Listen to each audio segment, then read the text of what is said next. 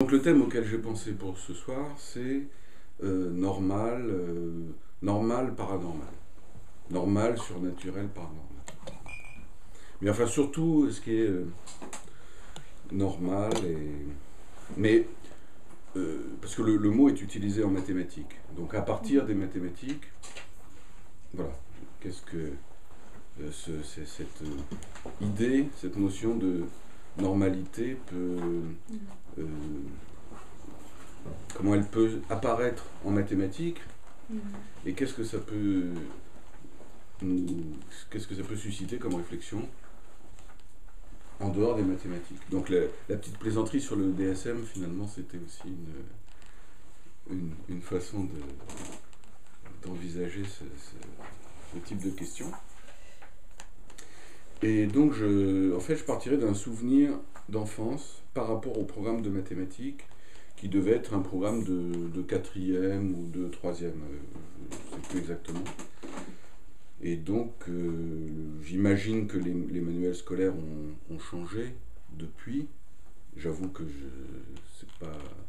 j'en ai pas ouvert depuis cette époque-là, les livres de ce niveau. Mais moi j'aimais bien la façon dont c'était fait. Il y avait une influence de ce qu'on a appelé les mathématiques modernes. Et donc, il s'agissait d'un cours de géométrie. Et c'était la notion de couple de droite normale. Alors, en fait, peut-être certains ont déjà entendu, on parle de la normale à une courbe ou à une surface, c'est-à-dire en fait une perpendiculaire. C'est faire un angle droit. Donc ce qui est normal, c'est droit, c'est carré, c'est orthogonal. Voilà. Et qu'est-ce que c'est que cette notion d'orthogonalité, cette notion de perpendicularité, cette notion de normale, donc comment elle était définie dans ce bouquin scolaire? Eh bien, il y avait une définition assez abstraite, en réalité. Je veux dire qu'on ne disait pas c'est de faire 90 degrés. Et il y avait une raison pour laquelle les choses n'étaient pas dites comme ça. C'est que si on voulait avoir un discours un peu fondé dans l'esprit des mathématiques modernes, si on avait dit 90 degrés, d'abord il aurait fallu expliquer degrés, et puis il aurait fallu expliquer ce nombre improbable, 90, pourquoi 90 bon. Il aurait fallu de toute façon expliquer un certain nombre de choses. Donc les auteurs du programme, en tout cas du bouquin, sont partis sur une définition abstraite dans laquelle on disait, bien voilà, deux directions de droite sont normales. Si, au fond, ce qu'il disait, c'est que si on fait tourner la première droite jusqu'à coïncider avec la seconde, et qu'ensuite on fait tourner la seconde de la même manière qu'on avait fait tourner la première, alors on va revenir sur la direction de départ. C'est-à-dire que c'est la description du fait que quand vous faites deux quarts de tour successifs, ça vous fait faire un demi-tour. Mais comme les droites qu'il considérait n'étaient pas orientées, quand vous partez d'une droite non orientée et que vous lui faites faire un demi-tour sur elle-même, autour d'un centre qui est situé sur cette droite, eh bien, ça ramène à la même droite, à la même direction de droite, sans que cette direction soit orientée. Juste, elle recoïncide à nouveau avec elle-même, parce que vous avez fait deux fois un quart de tour, et qu'un demi-tour, c'est une symétrie pour une droite. Vous voyez l'idée? C'est-à-dire que l'idée de cette définition, c'était de dire, au fond, ce qui fait la perpendicularité, c'est ça, c'est que deux opérations identiques faites successivement ramènent à la même chose, et en ajoutant cette précision que par contre, une seule opération de ce genre ne ramenait pas à la même chose. Sinon, on aurait pu dire, si tu fais deux demi-tours de suite, tu auras fait un tour complet, ça te ramène aussi à la même chose. Oui, mais il faut que la première opération t'amène sur une autre direction, qui sera dite normale à la première, et que lorsque tu refais cette opération une deuxième fois, eh bien, tu tombes sur la normale de la normale, c'est-à-dire que tu reviens, tout ça se passe dans un plan, tu reviens à la direction de départ, Et voilà comment était définie la normale. Et cette définition de l'orthogonalité était accompagnée d'un dessin. Et ce dessin représentait deux droites entre lesquelles il y avait, on pouvait le vérifier avec un rapporteur, hein, mais de toute façon ça se voyait bien à l'œil nu, il y avait 90 degrés. Enfin, l'idée que tout le monde se fait de ce que c'est que deux droites orthogonales, quoi. Hein. Donc ce dessin illustrait cette définition. Mais j'ai été intrigué à ce moment-là par quelque chose, c'est comment est-ce qu'exactement on passe de la définition au dessin. Comment quelqu'un qui ne saurait pas du tout ce qu'est l'orthogonalité, qui verrait juste la définition, partant de là, qu'est-ce qu'il pourrait représenter? Et je me suis rendu compte d'une chose assez terrifiante ou assez fascinante selon la façon dont on regarde ça, c'est qu'en réalité, il n'y avait aucun moyen de passer de la définition abstraite à ce dessin-là, que ça participait d'un arbitraire qui avait sans doute une légitimité, une raison d'être dans le monde physique. Par exemple, entre le niveau à bulle et le fil de plomb, il y a cette orthogonalité. Ou bien on peut utiliser des objets solides qui présentent une certaine stabilité au cours du temps, qu'on appelle des équerres, ou bien des compas, qui sont des objets physiques qui participent de la réalité physique. Et avec ça, on peut construire un dessin comme ça. Mais ça, ce sont des propriétés de physique, mais mathématiquement, la définition abstraite, je ne voyais pas comment on pouvait tirer de cette définition le fait que ce soit ce dessin-là qu'il faille faire, plutôt que, par exemple, dessiner deux droites qui, entre elles, auraient fait un angle de 30 degrés d'un côté et puis de 150 degrés de l'autre.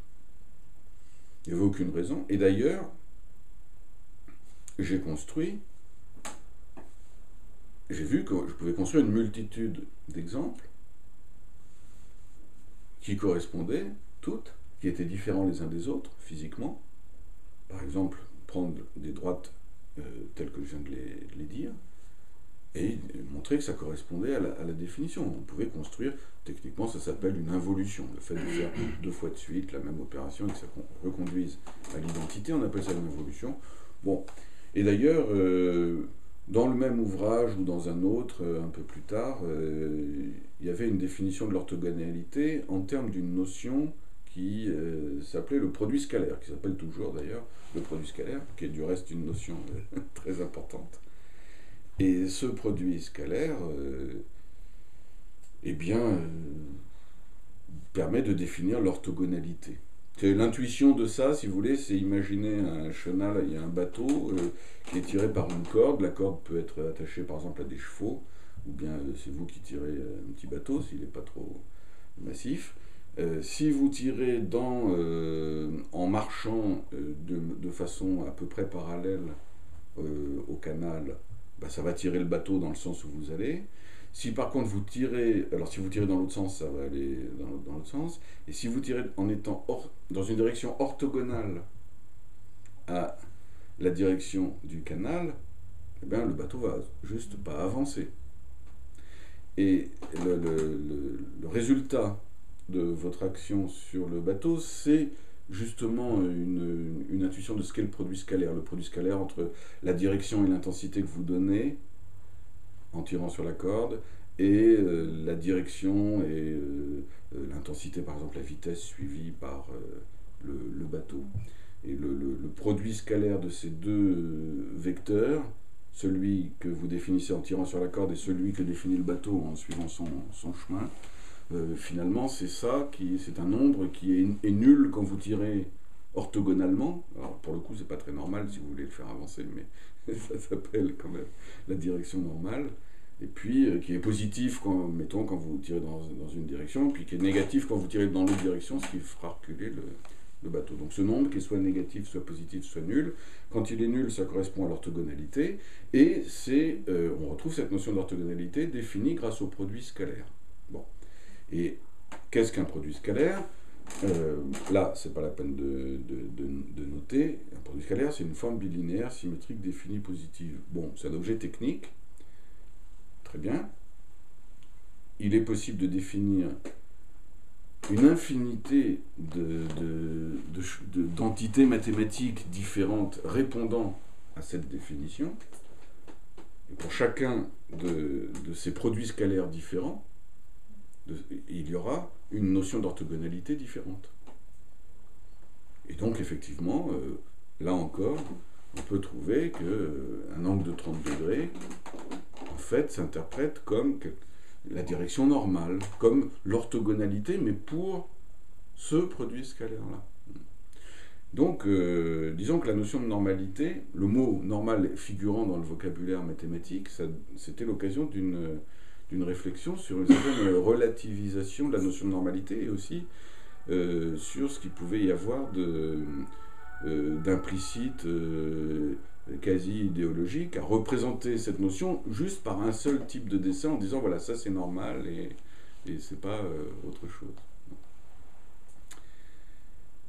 Et bon, voilà, ça c'est une réflexion assez ancienne. À vrai dire, l'idée de parler de normalité ce soir, elle est venue, je ne sais plus, il me semble que c'était au moment où, au printemps dernier, Spinoza était dans l'air pour moi en tout cas, et quelques autres d'ailleurs, mais à un moment, je suis tombé sur une phrase qui disait bon ben un carré, un cercle n'est pas carré, ou je sais plus, un truc comme ça. Bon, c'est une formule assez bon qu'on entend quoi parfois, hein, que les cercles sont pas, je sais plus comment Son point carré. Oui. Oui. Il me semble. Oui, mais sauf qu'au point carré, ne prenant qu'un solaire, je crois, c'est toujours un peu... Donc, voilà. Or, justement, bon, là, la notion de normalité était relativisée quand on voyait que les structures mathématiques qui étaient censées les définir pouvaient en réalité donner lieu à une grande diversité de choix qui se comprennent très très bien en termes de projection. Parce qu'en fait, c'est de perspective, si vous voulez. Regardez une croix tracée selon les normes de l'orthogonalité physique, le niveau à bulle et le fil à plomb, et projetez-en l'image, regardez l'image ainsi formée en perspective.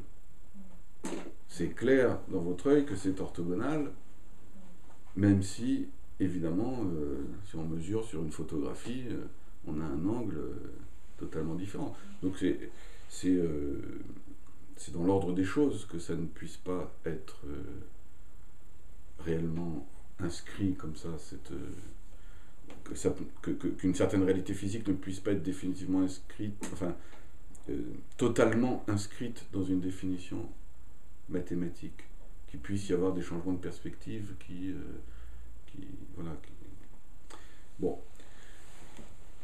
Alors, maintenant, on retrouve... Donc, il y avait ce mot normal déjà dans ce contexte. Je retrouve le mot normal après dans plusieurs autres contextes mathématiques.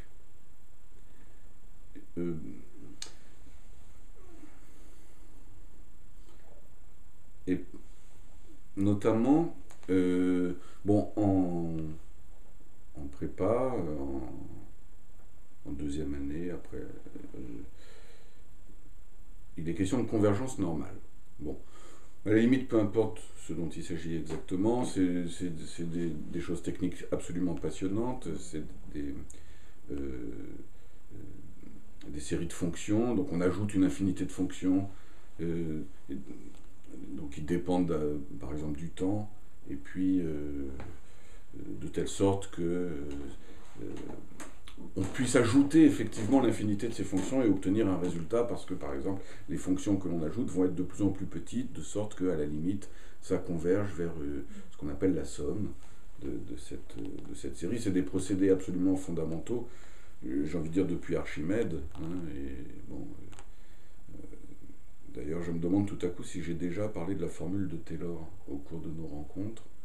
Et si ça n'est pas le cas, ça veut dire qu'il y a quelque chose de très important dont je n'ai encore jamais parlé ici. Donc, on a peut-être le sujet de la prochaine fois. Alors la convergence normale, peu importe ce que c'est, mais en fait c'est une espèce de jeu de mots. Donc c'est comme ça que ça s'appelle dans les bouquins de maths. Bon, convergence normale d'une série. C'est une espèce de jeu de mots parce que d'un côté ça fait référence à une notion technique qui est la notion de norme, ce qu'on appelle une norme. Donc une définition mathématique, la norme d'un vecteur. Il se trouve que les fonctions sont des vecteurs. Il se trouve qu'à peu près n'importe quoi peut être un vecteur. Donc, la norme d'un vecteur, si vous voulez, c'est sa longueur, quoi. Hein. Mais sa longueur donnée par une façon de le mesurer qui, comme pour le produit scalaire, peut dépendre de choix divers et variés. Il y a plein de façons différentes de définir une norme sur un espace vectoriel, et selon le choix de la norme, c'est-à-dire le choix de la façon de mesurer ces vecteurs, on aura un résultat différent. Et les fonctions que l'on ajoute dans une série étant en fait des éléments d'un espace vectoriel et donc à ce titre méritent le nom de vecteur, même si lorsque les collégiens, les lycéens rencontrent la notion de fonction d'une part, je ne sais plus quand, en seconde, et d'autre part la notion de vecteur, s'ils la rencontrent encore, ce qui n'est pas certain, mais je ne connais pas les derniers programmes, mais enfin les derniers programmes depuis, bon je sais pas. En tout cas en prépa c'est évident parce que c'est des outils vraiment fondamentaux, les espaces vectoriels. Donc les vecteurs et les fonctions qui sont des vecteurs particuliers peuvent être mesurés par des normes, et selon le choix de cette norme, le résultat sera différent.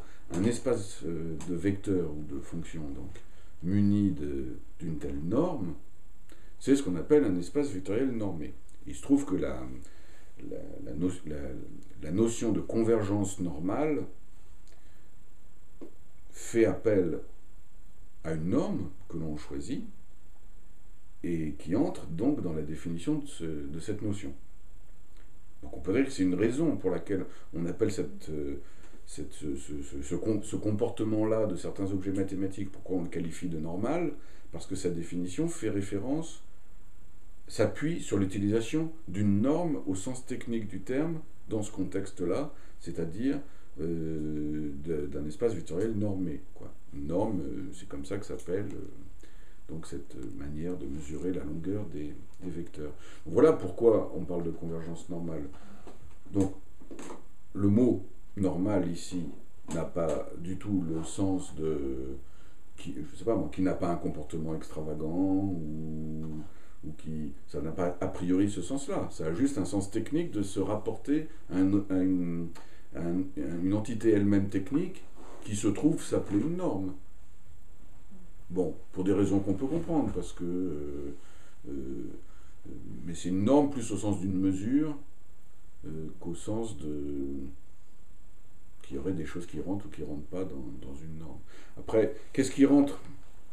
Après, c'est-à-dire que s'il y a des éléments supplémentaires, par exemple, si vous considérez tous les vecteurs d'un espace dont la norme ne dépasse pas, dont la longueur ne dépasse pas, mettons 1. Bon. Si vous considérez dans un espace vectoriel normé, tous les vecteurs dont la norme est inférieure ou égale à 1, vous obtenez ce qu'on appelle la boule unité. Elle est centrée autour d'un vecteur particulier qui est le vecteur nul. Dans le cas d'une fonction, par exemple, c'est la fonction nulle, la fonction identiquement nulle. Il y a toutes sortes d'interprétations possibles des vecteurs, mais il y a toujours un vecteur nul. Et donc, oui, alors cette boule unité, donc, elle est parfaitement ronde. Donc j'ai annoncé au début que les ronds... enfin, je ne sais pas si j'ai annoncé que les ronds pouvaient être carrés, mais je vais vous expliquer pourquoi des carrés peuvent être ronds. Si vous changez de norme sur un même espace vectoriel, vous avez, en fait, il y a plein de normes, toutes éventuellement aussi légitimes les unes que les autres, ou disons, souvent sur les espaces fonctionnels, il y a des normes plus, plus utiles que d'autres, plus éclairantes que d'autres, ou plus faciles à manipuler que d'autres. Bon, il y en a de meilleures. Mais malgré tout, en général, il y a une infinité de normes potentiellement intéressantes. Il suffit en général d'en utiliser une, hein, parce qu'une norme va pouvoir s'appliquer à tous les vecteurs et à plein de situations différentes. Par exemple, il est très fréquent, dans un espace de dimension 3, d'utiliser ce qu'on appelle la norme euclidienne, qui est liée justement à un produit scalaire, et du coup on a à la fois les notions d'orthogonalité, de distance, d'angle, et ça marche très bien. Mais il y a d'autres normes que la norme euclidienne, et elles peuvent être plus pratiques, parce que la norme euclidienne, du fait du théorème de Pythagore, pour la calculer, on doit prendre la racine carrée d'une somme de carrés. Il y a plus pratique, éventuellement. Il y a des normes qui sont définies de façon plus simple. Par exemple, toujours dans un espace de dimension 3, il se trouve que les vecteurs ont des coordonnées, qui sont 3 nombres, qu'on pourrait dire, si vous voulez, par exemple largeur, longueur, profondeur, ou qu'on peut dire abscisse, ordonnée, hauteur, ou x, y, z, qui permettent de repérer un point dans un tel espace, enfin, en l'occurrence l'extrémité d'un vecteur, donc un vecteur, tous les vecteurs devant éventuellement là, être vus comme partant de 0, du centre de ce vecteur nul. Bon.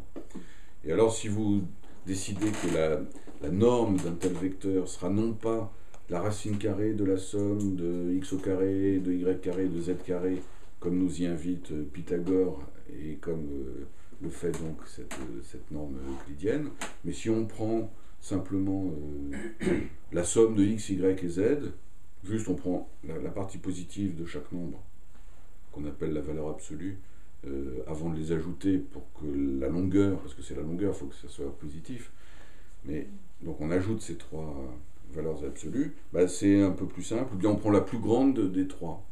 Voilà. Mais ça fonctionne très très bien comme norme. Si vous regardez la boule unité dans l'une de ces normes, bah c'est un cube. Et la boule unité, bah c'est une boule, et la surface de la boule unité, c'est ce qu'on appelle la sphère.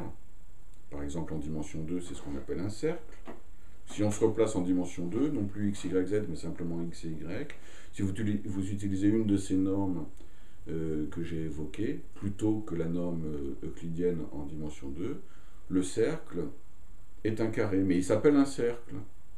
Mathématiquement, ça s'appelle un cercle parce que ça sera, mettons, l'ensemble des points situés à une distance précisément égale à 1 du centre. Sauf que cette distance n'est plus mesurée avec la norme euclidienne, mais elle est mesurée avec une autre norme, et du coup, ça répond techniquement à la définition d'un cercle, et son tracé est ce qu'on appelle ordinairement un carré. Donc des cercles carrés existent en mathématiques, et finalement sont pas d'ailleurs... sont des choses relativement banales. Je veux dire que dans le quotidien des mathématiciens, c'est finalement assez fréquent d'utiliser des sphères cubiques ou des cercles carrés. Et voilà. Alors il y a d'autres types de cercles qui sont les cercles topologiques qui eux sont totalement déformables, c'est juste des boucles, c'est les ronds de ficelle de Lacan, peu importe leur forme, c'est encore des cercles topologiques. Mais sans aller jusqu'aux déformations de la topologie, même dans un contexte qui fait intervenir les notions de distance, de normes, et aussi de produits scalaires même, c'est-à-dire on peut, avec des angles, etc., vous projetez un cercle, vous obtenez une ellipse, mais c'est un cercle pour un produit scalaire exactement de la même façon que tout à l'heure, deux droites orthogonales, lorsqu'on les voyait en perspective, présentaient des directions qui, selon l'interprétation qu'on en fait, nous paraît toujours normale au sens orthogonal, ou bien faire un autre angle, quoi. Alors, ce qui est quelque chose qui probablement n'a pas été beaucoup analysé, il y a quelques auteurs qui peuvent s'intéresser à ce genre de choses. Je sais, je ne sais pas, Stella Baruch, elle s'est intéressée, je crois, à des mathématiques plutôt justement du collège et du lycée. Donc, sur la convergence normale des séries, je ne sais pas si elle a commenté ça.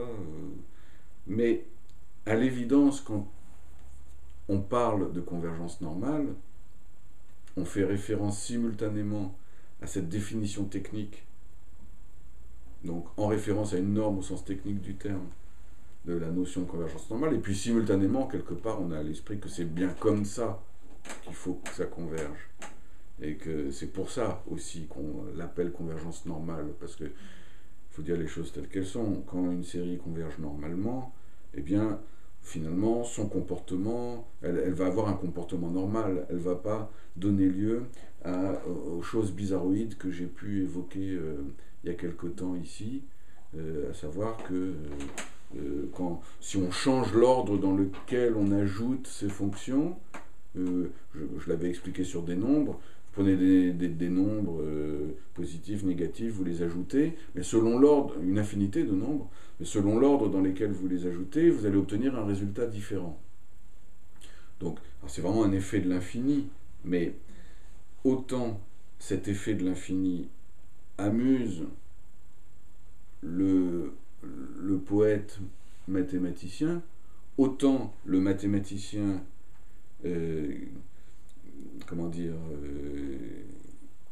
qui va avoir besoin d'un usage de ces outils que sont les séries pour construire des solutions à des problèmes très sérieux, peut-être posés par des collègues ingénieurs ou physiciens, et que ça les embête, quoi, qu'il y ait des comportements aussi aberrants. Bon, il y a un certain nombre d'exemples dans l'histoire. Un des plus fameux, c'est par rapport à des fonctions qui sont ce qu'on appelle depuis Mandelbrot des fractales, qui sont extrêmement irrégulières, et cette irrégularité amène tout un tas de problèmes. Il y a des théorèmes qui ne marchent plus, et puis c'est vraiment bizarre, et donc on a des échanges. Je crois qu'il y a un échange de lettres entre Cantor et Dedekind sur ces choses-là, qui sont à la fois très surprenantes, totalement inattendues, qui peuvent être gênantes par rapport à des théorèmes qu'on aimerait voir fonctionner parce qu'ils représentent une étape simplement dans l'élaboration de théories qui ont leur propre motivation, puis on les écarte. On dit, celle-là, d'ailleurs ils utilisent le mot pathologique dans leur échange. Donc certains mathématiciens peuvent se montrer très durs avec ce qui leur paraît pathologique en disant, mais ça, finalement, c'est pas intéressant, il faut le tenir en dehors du champ de la science véritable, et on peut définir la notion de choses normales pour écarter ce qui ne nous paraît pas normal. Même si, un siècle plus tard, tout à coup, voilà, un géomètre arrive et dit mais il y a une richesse extraordinaire là-dedans, et en fait, loin de la régularité, je ne sais pas s'il la réfère au grec ou quoi, mais quand on regarde de près, ce qui est irrégulier, ce qui est imprévisible, tiens, c'est par exemple le bouquin d'Ivar Ekland, Le calcul de l'imprévu, quand dans les systèmes dynamiques on trouve des fractales, mais justement, voilà, parce que en fait on est confronté à de l'imprévu, et quand on regarde les choses de près, les choses sont pas du tout régulières comme on pourrait le croire. Il y a tout cet aspect accidentel qui finalement doit être bienvenu dans la science parce qu'il nous étonne, parce qu'il nous enrichit, parce qu'il nous ouvre d'autres perspectives, parce qu'il nous pose des problèmes peut-être difficiles, mais aussi il nous permet finalement de faire avancer la science, quoi. Bon. Et donc, selon leur sensibilité, les mathématiciens confrontés à ce genre de choses vont peut-être soit essayer de renforcer le dispositif qui permet de tenir à distance des trucs qui nous emmerdent, quoi, pour le dire, soit d'autres vont dire ah mais ça serait très intéressant de rentrer dans l'exploration pour les fractales, c'est vrai que de disposer de la puissance de calcul des ordinateurs, ce qui n'était pas du tout le cas au tout début du XXe siècle où ces échanges ont eu lieu, mais on découvre un univers absolument fascinant. Bon. Mais alors, en disant tout ça, je ne veux pas dire que définir des choses qu'on va dire normales, au sens finalement non plus un sens purement technique, mais au sens que je viens un peu de développer là, je ne veux pas dire que ça soit illégitime, et ça dépend. Enfin, en tout cas, moi-même, tout récemment, enfin, ça m'est arrivé plusieurs fois. Lorsqu'on développe une théorie, on explore un domaine inconnu à partir de définitions que l'on a posées pour rendre compte d'un concept qui nous est apparu nécessaire ou intéressant à un moment. Donc, des définitions mathématiques ont été posées. Ce qui se passe à partir de là, c'est que ça crée immédiatement un univers à explorer. Le simple fait d'écrire des définitions. Parce que ce que l'on a ainsi défini va avoir des propriétés qui peuvent paraître très, très évidentes. On a à peine besoin de les écrire au début. Mais dès qu'on commence à les écrire, on se rend compte qu'il y a des questions qui se posent. Est-ce qu'on est sûr de ce qu'on dit? Il faut le démontrer. Et on arrive à démontrer rapidement certaines choses, mais il y a d'autres choses qu'on arrive moins facilement à démontrer. Parfois, c'est très intéressant de trouver le chemin qui permet effectivement d'obtenir une telle démonstration. On a appris des choses en chemin, l'idée qu'on se fait des choses s'est enrichie, etc. Parfois, on n'arrive pas à le démontrer, juste parce qu'en fait, c'était impossible à démontrer parce que c'était faux. Et là, on apprend encore plus de choses, et on rentre dans tout un univers de finesse, de subtilité, etc., ou de découverte, grâce à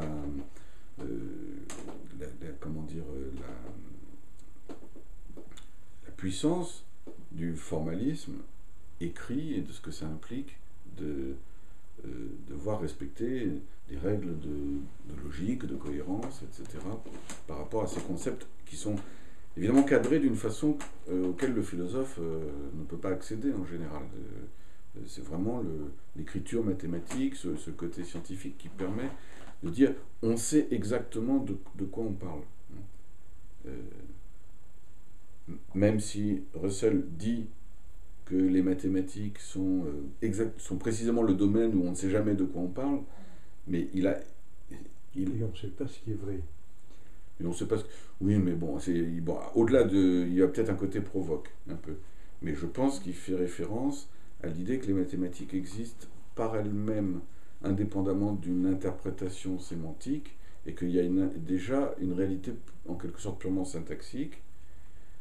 En fait, les deux se rejoignent de façon incroyable dans la théorie des topos. Hein. Mais en tout cas, pour parler de choses, revenir à des choses simples, on sait exactement de quoi on parle, au sens où on a posé une définition, et qu'à partir de là, il y a ce qui entre dans cette définition et ce qui n'y entre pas. Donc au moins en ce sens-là, d'un point de vue intérieur aux mathématiques, on sait exactement de quoi on parle. Mais ça n'indique pas de limite a priori au type d'interprétation qui pourrait être faite des objets qu'on a définis abstraitement. Hein. De même qu'un produit scalaire abstrait peut donner lieu à toutes sortes d'interprétations par des dessins différents, ce que je racontais tout à l'heure. Donc il y a quand même cette, disons, une précision formelle. Voilà. Et donc, pourquoi je racontais ça?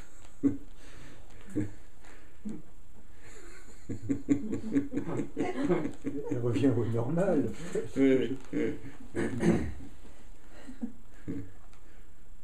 Donc, en tout cas, le mot normal, il peut être utilisé aussi pour rejeter les choses. Et oui, et je disais, ça peut être légitime, mais moi-même, j'étais amené, voilà, parce que quand on développe une théorie,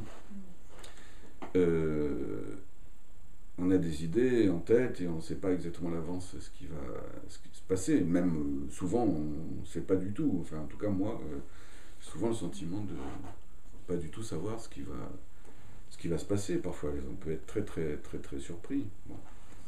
Et donc, on est amené à un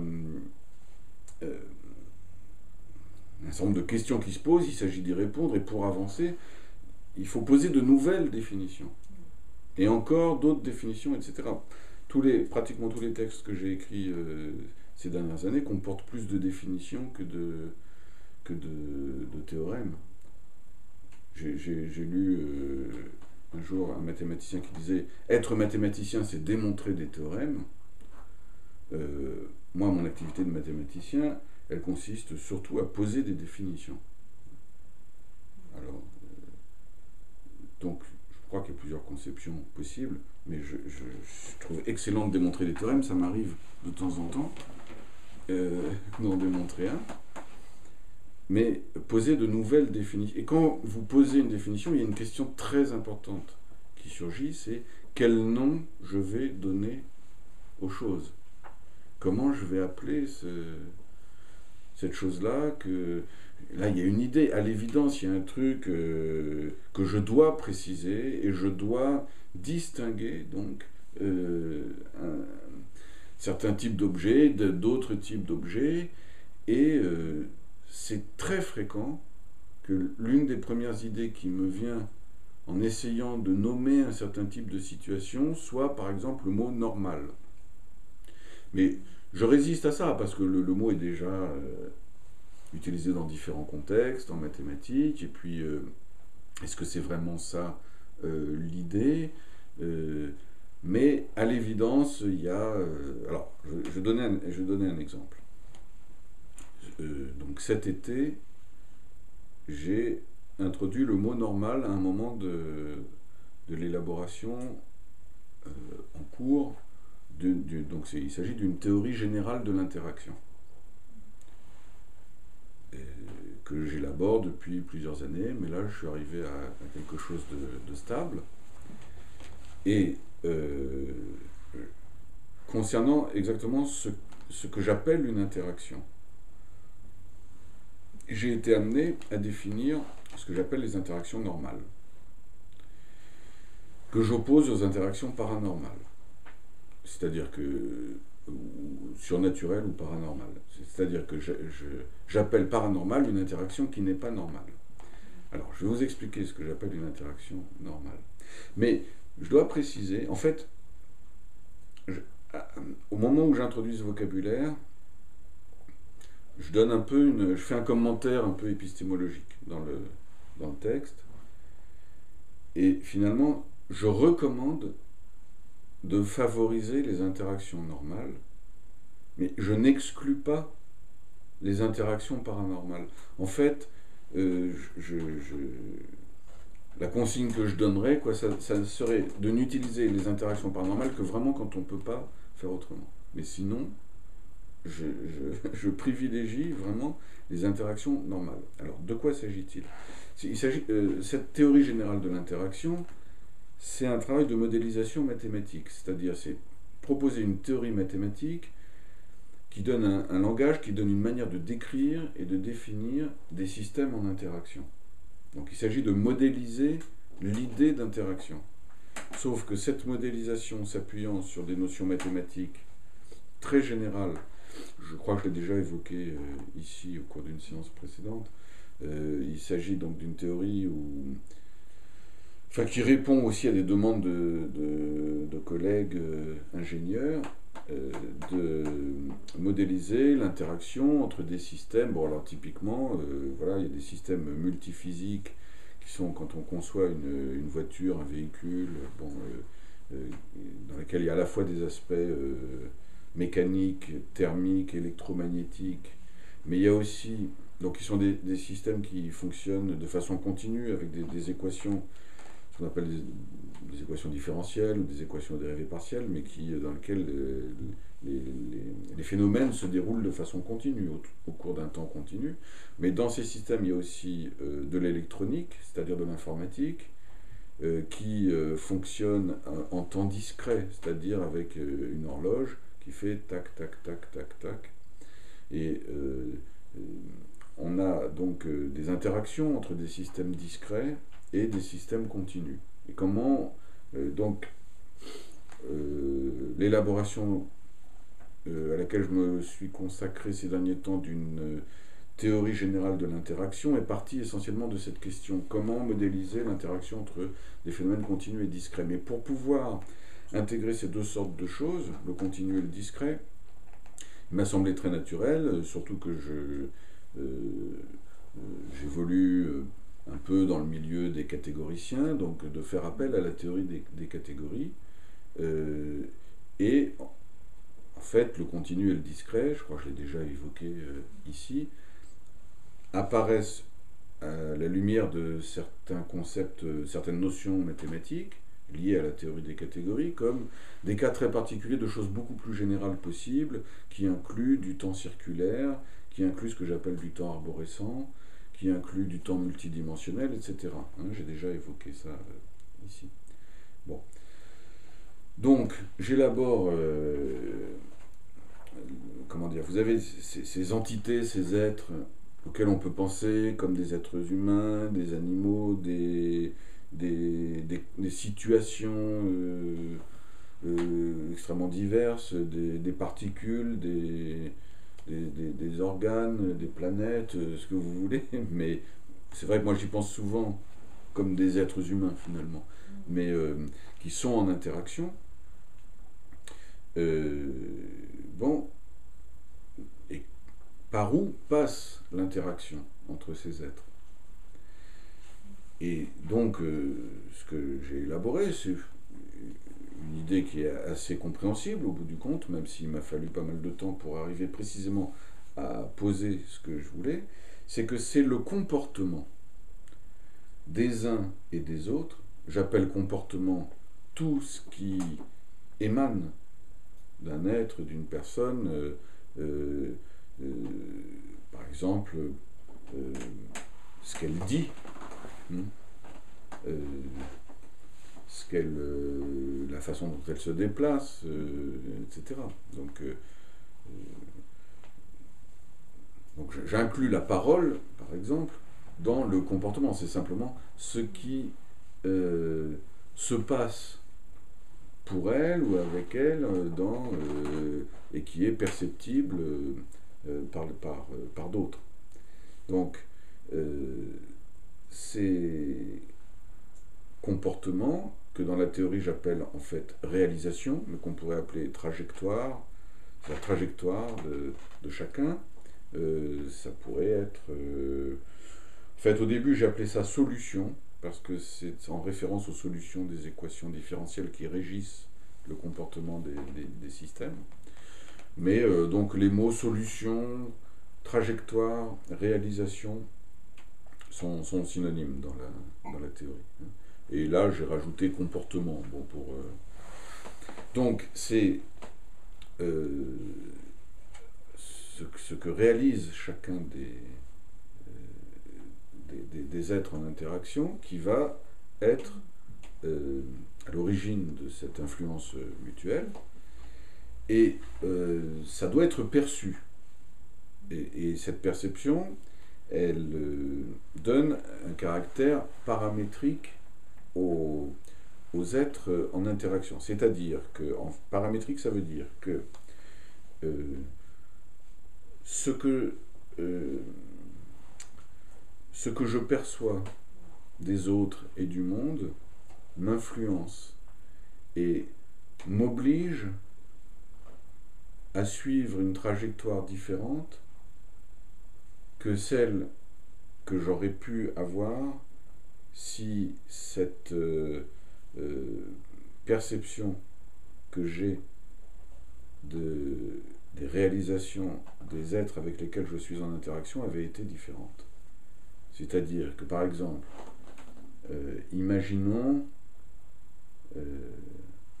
je prends un exemple qui m'est arrivé là depuis quelques mois. On m'a dit d'abord que je n'étais pas qualifié, ensuite on m'a radié de l'agrégation, et finalement on ne m'a pas versé mon salaire. Bon.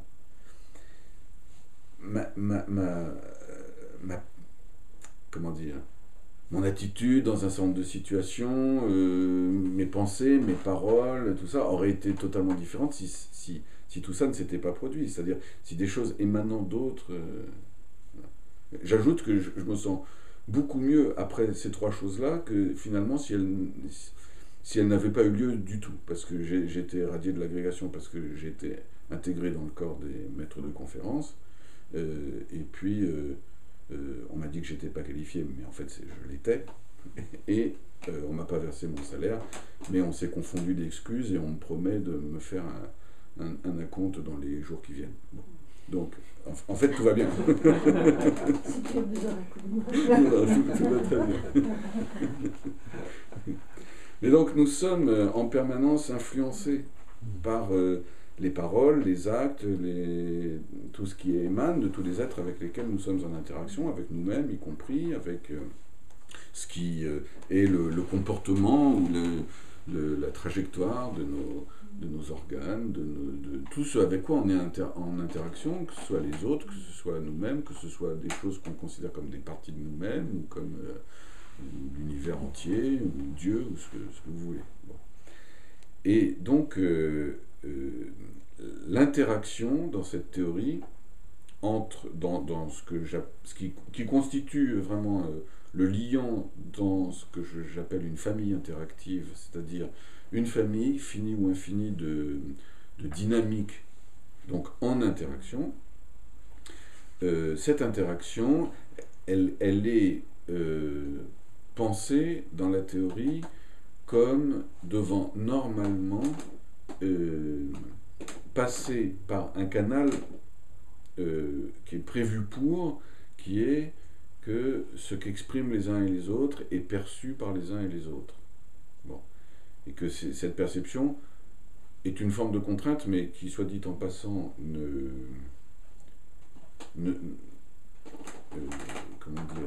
n'éloigne personne de qui il est. Parce qu'en fait, ces influences extérieures ne sont jamais que des occasions de révéler qui nous sommes lorsque ces influences se produisent. Bon, c'est-à-dire, nous ne pourrions pas savoir qui nous sommes vis-à-vis de situations qui ne se produisent pas dans notre existence, mais si elles se produisaient, elles révéleraient, elles donneraient l'occasion à une partie de nous-mêmes de se manifester. Et donc, vraiment, la façon dont... C'est la loi... Enfin, la loi, c'est ce qu'est chacun, c'est ce que potentiellement il pourrait être dans une infinité de situations dont la plupart ne se produiront jamais, mais qui sont autant, voilà, d'occasions, qui sont... C'est pas simplement des occasions de révéler l'être qu'il est, mais c'est, au fond, du point de vue de ma théorie, c'est ce qu'il est. Il est potentiellement toutes les manières qu'il pourrait avoir de répondre à toutes sortes de situations aussi. Bon. Encore une fois, quand je dis répondre,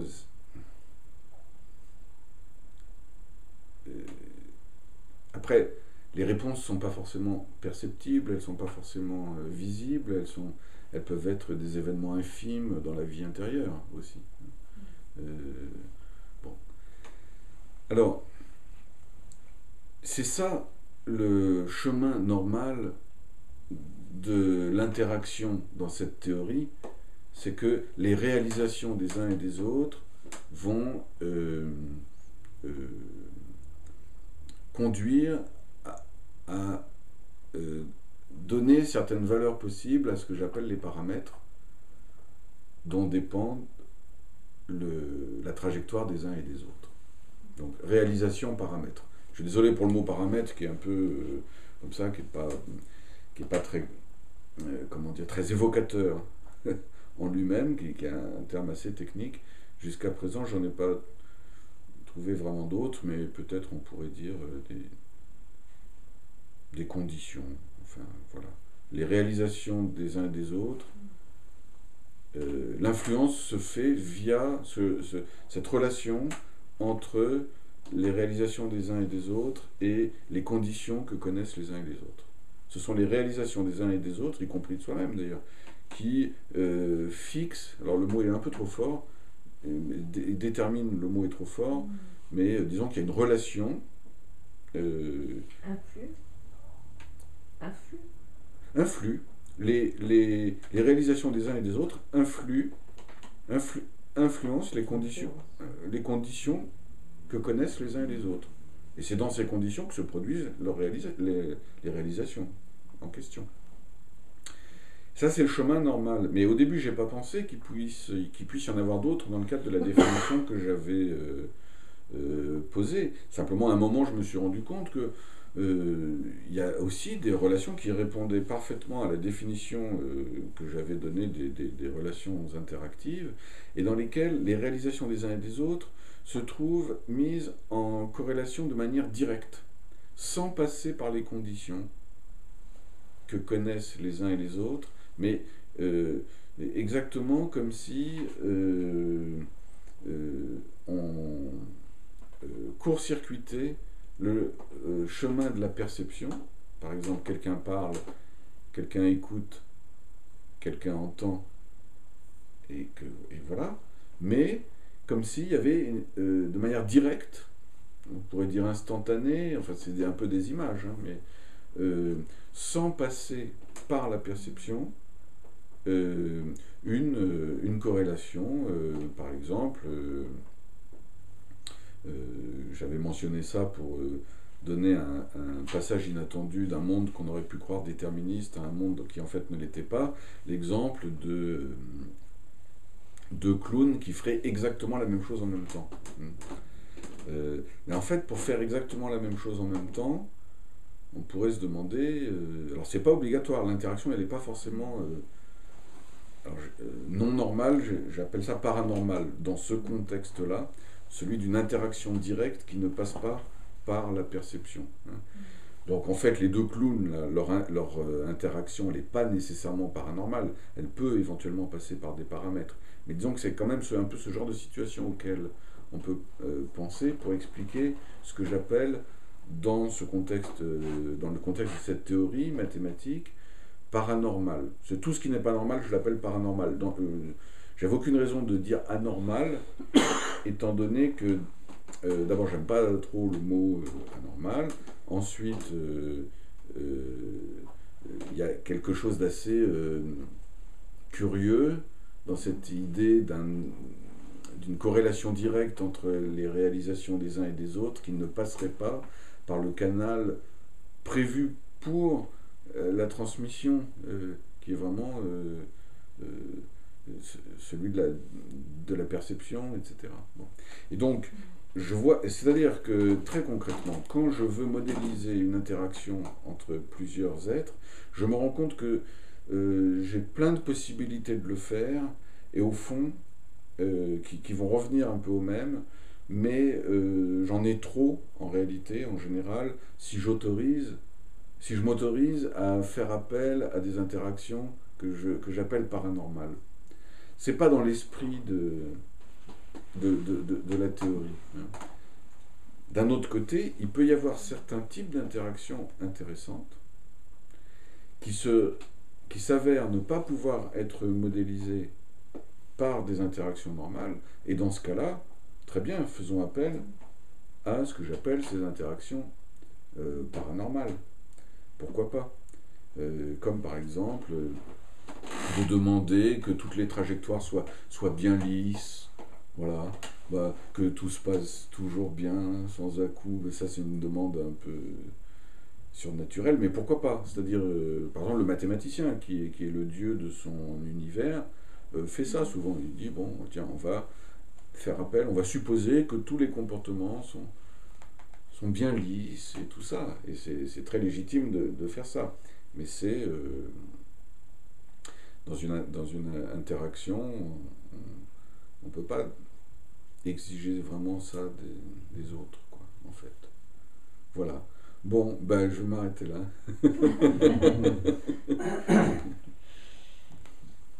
Quand tu dis paranormal, est-ce que tu veux dire intuitif, subjectif ? Est-ce qu'il y a cette dimension-là ou pas du tout ? Ben... non, pas vraiment, non. pour moi, c'est-à-dire il y a une transgression. Il y a une transgression. Et au fond, le truc paranormal, il n'y a pas de jugement de valeur de ma part sur le fait qu'il puisse y avoir des interactions paranormales, mais je trouve que c'est pas vraiment dans l'ordre des choses. Quoique si on peut s'en passer, finalement, c'est mieux. Et si on a le choix, alors notamment, par exemple, dans la relation à l'intemporel. Parce que parmi toutes les temporalités possibles, il y a, donc j'ai dit, temps circulaire, temps arborescent, temps multidimensionnel, etc. Mais il y en a un qui est drôlement intéressant aussi, c'est ce que j'appelle l'intemporel, c'est-à-dire il y a un seul instant, il y a une seule durée qui est la durée nulle, et cette durée nulle, c'est ce qu'on pourrait appeler le temps d'un instant, quoi, hein. Et il y a un seul instant qu'on pourrait appeler l'instant zéro, et le temps ne s'écoule pas du tout, voilà. Et alors si on s'appuie là-dessus plutôt que sur un temps linéaire continu, ou que sur un temps linéaire discret, ou que sur un temps circulaire continu ou discret, ou que sur toutes les possibilités formidables que donne la théorie des catégories, enfin que donne la théorie en faisant appel aux catégories, mais qu'on regarde juste ce truc qui a l'air un peu bébête et sans aucun intérêt d'une absence de temps, au fond, on obtient donc des dynamiques que j'appelle intemporelles. On a envie de dire, il n'y a rien de dynamique là-dedans, hein. Sauf que elles peuvent dépendre de paramètres, et elles s'avèrent être d'une certaine façon influençables. On n'influence pas qui veut l'intemporel, hein, mais disons que ça se présente comme ça. C'est comme si on va influencer l'intemporel. Sauf qu'en réalité, votre manière d'influencer l'intemporel ne s'inscrira réellement dans la réalité que si elle est compatible avec ce que l'intemporel prescrit, et qui généralement est totalement inconnu. Si du moins l'intemporel prescrit quelque chose. Donc, là, je suis en train d'essayer de mettre des mots sur des choses que raconte la théorie. Mais, comme tu parlais de subjectivité et d'intuition, je mettrais, moi, subjectivité et intuition, du côté, au fond, de ce que j'appelle la conscience pure, et donc de l'intemporel.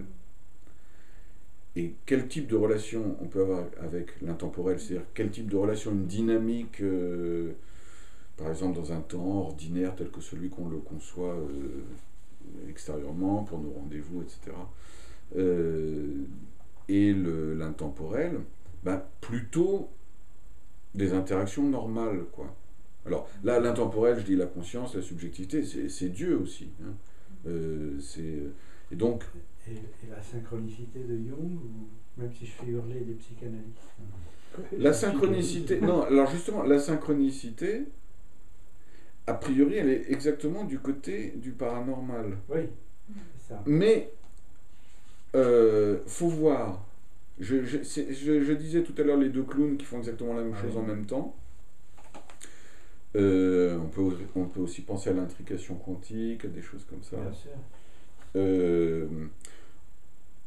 En réalité, on peut en rendre compte aussi par des interactions normales. Donc moi, parce que ce que j'appelle interaction normale ne préjuge absolument pas, par contre, des questions de causalité, que je n'ai pas encore vraiment pris le temps de poser.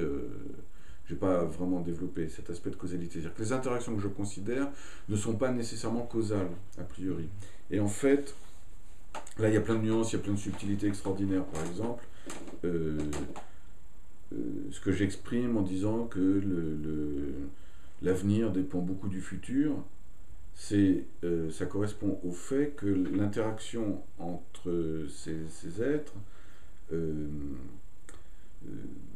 comment dire, que ce qui influence l'évolution ultérieure de chacun vient en grande partie par rapport à un instant donné de ce que sera le futur des réalisations des uns et des autres.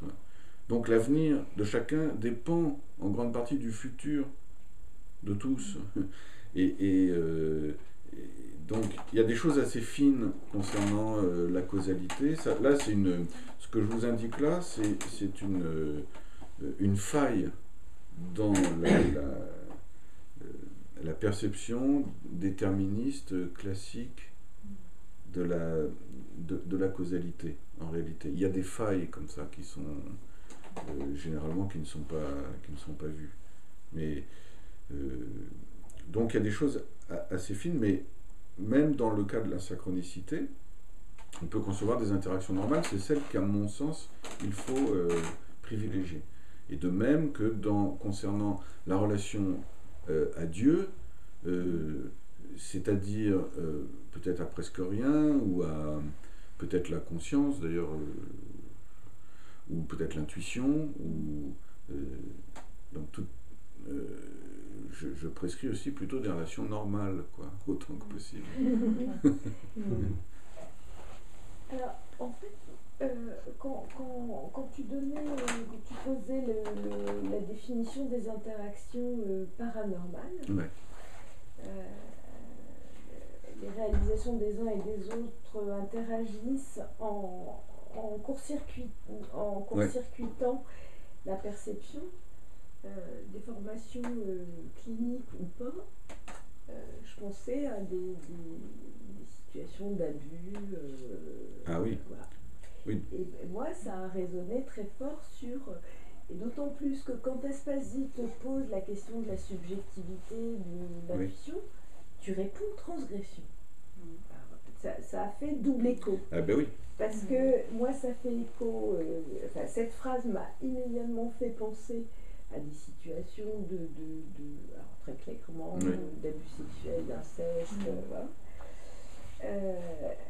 Relié à ce que tu poursuis, quand tu dis au fond, l'avenir de tous dépend des futurs des uns et des autres. Ouais. Quand on relit ces deux cette dernière phrase, avec ce qui a fait écho en moi, à la fois dans ce que tu as dit, mais aussi dans la réponse que tu donnais à Aspasie en rebondissant en disant, il me semble que dans les interactions paranormales, il y a quelque chose de transgression, de l'ordre de la transgression. Et ben, peut-être aussi que cette notion de transgression, dans le contexte clinique dans lequel ça fait écho, il y a une espèce de comment dire ça,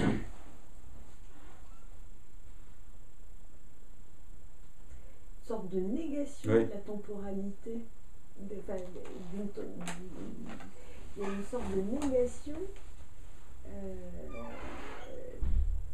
des temporalités, puisque l'interaction, fait plusieurs pour interagir. Et l'avenir de tous dépend des futurs des uns et des autres, à condition de. Si on voit ça sur le plan de l'égalité, comme ça, on a l'impression que c'est. C'est parce que je parlais en général, là, mais en général, ça peut être très très varié. Entre un adulte et un enfant, voilà.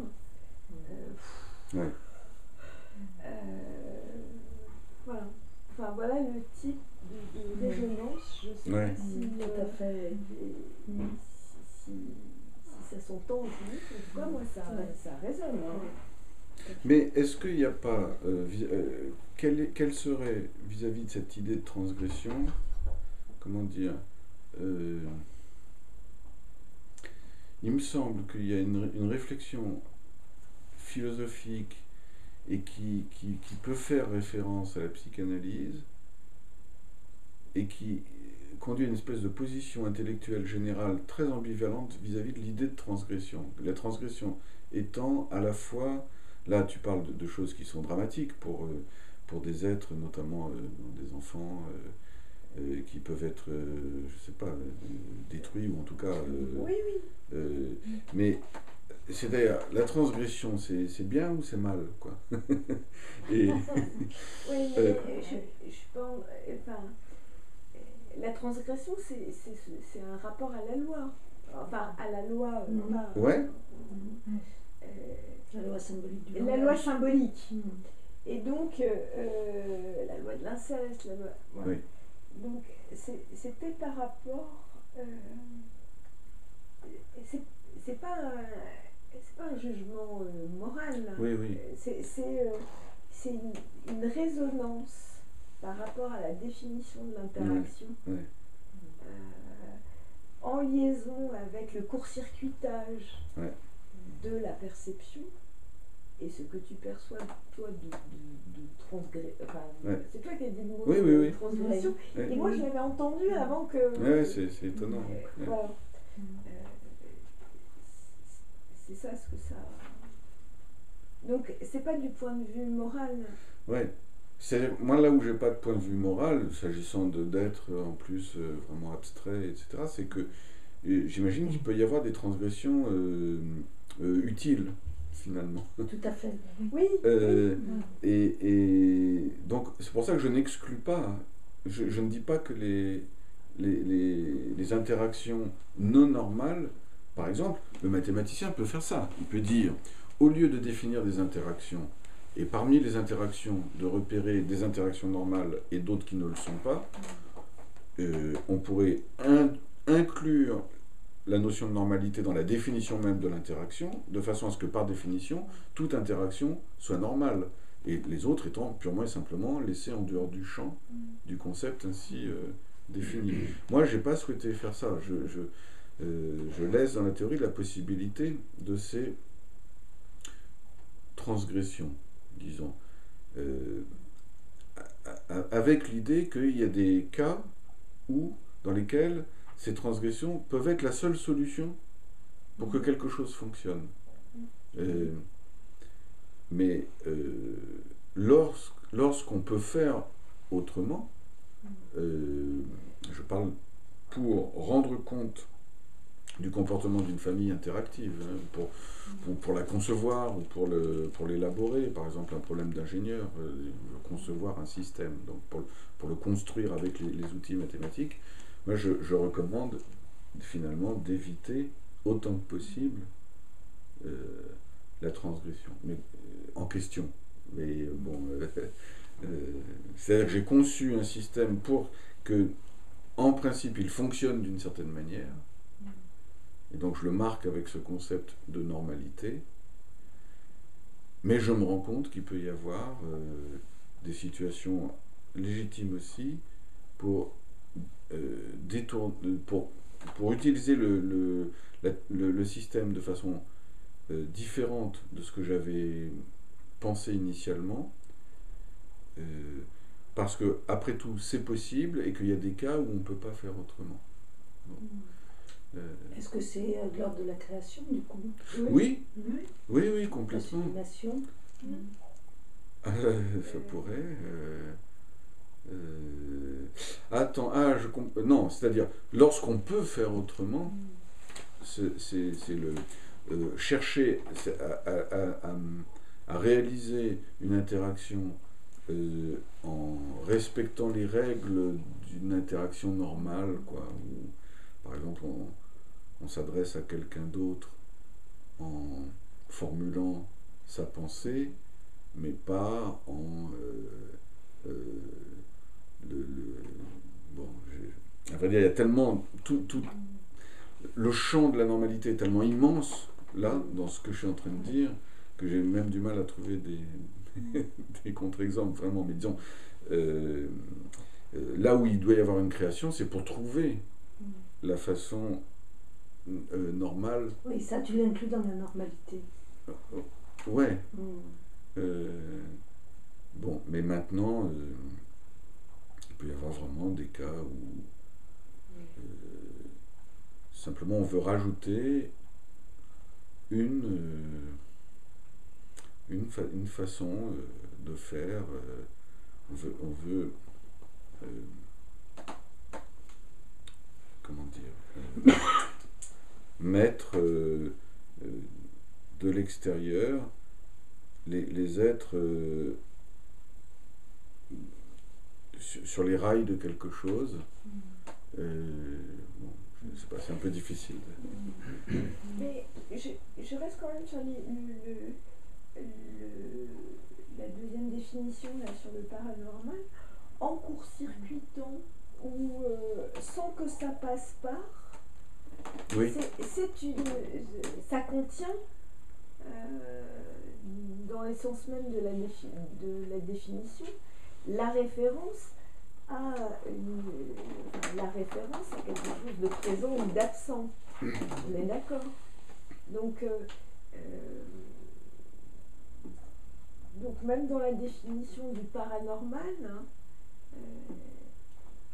c'est bien en référence quand même à un contenu symbolique ou une loi ou à un objet non, vous l'entendez pas comme ça? Oui, je poursuis ton truc. Poursuis-le. Sur l'objet. Et je poursuis ton truc, mais en faisant un détour par ce fait. Alors, il y a deux questions. La première, quand tu dis l'avenir dépend du futur, c'est très intéressant. Est-ce que l'avenir ici, c'est plutôt le continu et le futur, le discret? Ah non, ça peut être tous les deux continus. En fait, c'est plutôt continu. C'est plutôt continu. En fait, disons, ça se produit vraiment. Ça se produit plutôt avec des phénomènes continus. Parce que justement, quand dans le discret, on peut parler d'instant précédent et d'instant suivant, là, le fait qu'entre l'instant présent et l'instant suivant, disons entre un instant donné et l'instant suivant, il n'y a rien, on saute directement d'un instant à l'instant suivant, fait que les conditions à l'instant considéré vont, par exemple dans le cas déterministe, suffire à savoir ce qui pour chacun va se produire à l'instant suivant, enfin à le savoir, en tout cas à le déterminer. Je dis dans le cas déterministe, dans le cas où les êtres en relation sont totalement déterminés par l'état dans lequel ils se trouvent et par l'influence qu'ils reçoivent des autres. Bon. Alors, dans ce cas-là, qui n'est pas ma perception de la condition humaine, en fait, précisément, un des intérêts que je trouve à cette théorie, c'est de pouvoir penser l'indéterminé, donc l'imprévisible absolu, ou pas absolu, mais de l'imprévisible, etc.